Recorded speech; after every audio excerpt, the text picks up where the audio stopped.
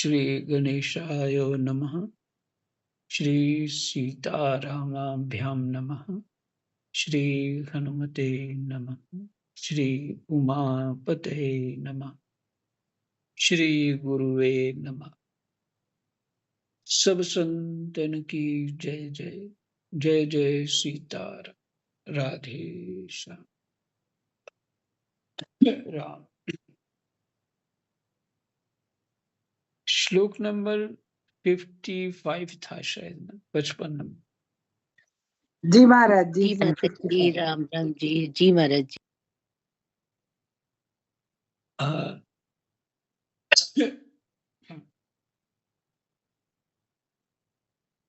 दशम स्कंद 13वां अध्याय श्लोक नंबर 56। कृष्णाय वासुदेवाय हरये परमात्मने प्रणतः क्लेशनाशाय गोविन्दाय नमः।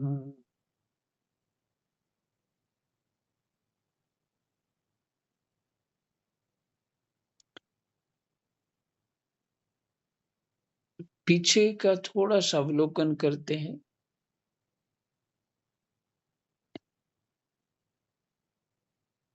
बछड़े भगवान हैं, ग्वाल बाल भगवान हैं।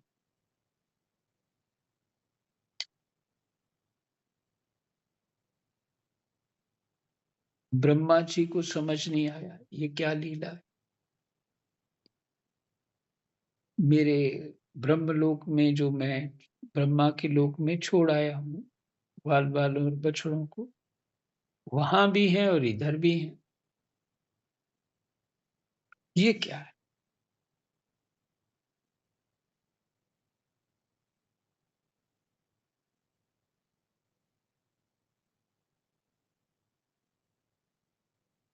तो यहाँ 56 से ही पढ़ लेते, ठीक है।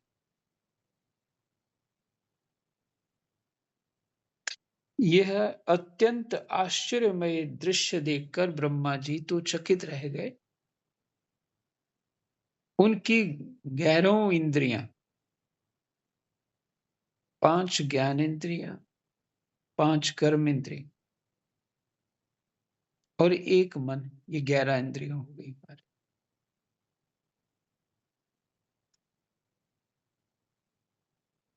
उनकी 11 इंद्रियां शुद्ध एवं स्तब्ध रह गई। परेशान से हो गए और जिसको अवाक बोलते हैं, मुंह खुलेगा खुला ही रह जाना, अवाक हो जाना, कुछ बोल नहीं पाना, अर्थात स्तब्ध रह गई।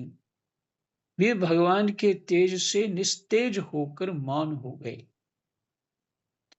उस समय वे ऐसे स्तब्ध होकर खड़े रह गए मानो ब्रज के अधिष्ठात्र देवता के पास एक पुतली खड़ी हो। भगवान के पास ऐसे खड़ी ब्रज के अधिष्ठात्र देवता कृष्ण। परीक्षित, भगवान का स्वरूप तर्क से परे है। भगवान का स्वरूप तर्क से परे। एक तो अपनी इच्छा से वो उनका स्वरूप व्यक्त लगता है। जब भगवान कुछ अपना स्वरूप दिखाते हैं तो व्यक्त लगता है, लेकिन वस्तुतः उनका स्वरूप अव्यक्त है ना। तो तर्क में कैसे आएगा? कितने भी बुद्धि दौड़ा लो, नहीं हो पाएगा। कि बुद्धि को रजोगुण, तमोगुण, सतोगुण का ही आश्रय है और परमात्मा त्रिगुणातीत है।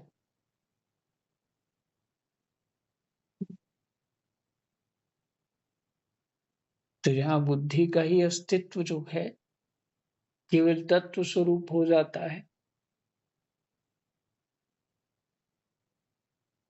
तो से ये लौकिक तर्क से कैसे समझ पाएंगे? संभव नहीं है।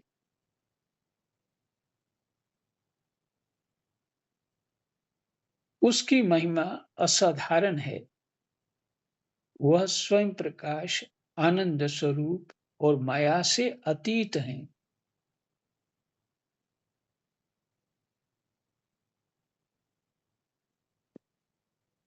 अब देखिए और भी आगे हो, मैं तो त्रिगुणातीत कह रहा था। और सुखदेव जी कह रहे हैं वो माया से अतीत हैं। जो उनकी शक्ति माया है उससे भी परे हैं। वेदांत भी साक्षात रूप से उसका वर्णन करने में असमर्थ है।